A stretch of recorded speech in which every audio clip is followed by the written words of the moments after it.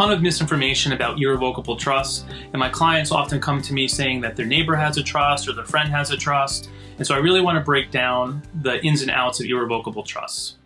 An irrevocable trust is not for everyone. What an irrevocable trust does is it allows you to transfer real estate or liquid assets to a trust. The trust owns those assets.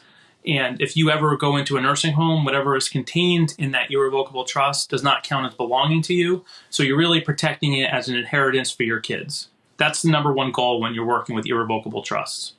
In order for an irrevocable trust to be protected from your potential nursing home costs, it needs to meet 4 basic requirements. 1, the trust needs to be irrevocable, meaning once you establish the trust, you no longer have the right to revoke it.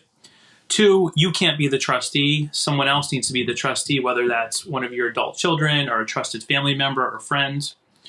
3, under no circumstance can trust principal be returned to you.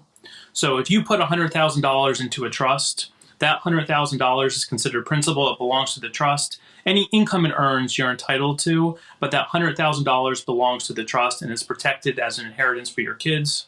Similarly, if you put real estate into a trust, if you put your primary residence and you transfer it from you or you and your spouse to an irrevocable trust, the trust now owns your primary residence. You have the right to live there. No one can kick you out. If you wanted to sell your primary residence and your home sold for $500,000, that $500,000 belongs to the trust. It's protected as an inheritance for your kids. You're entitled to receive any income it generates.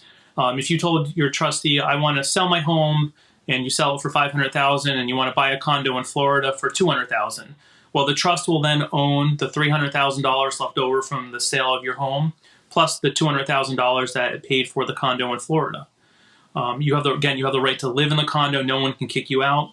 Any assets that you transfer to the trust have to be done so 5 years prior to your applying for Medicaid. And so an irrevocable trust is not right for everyone. You need to feel comfortable with not ever accessing the amount of principal you transfer to the trust.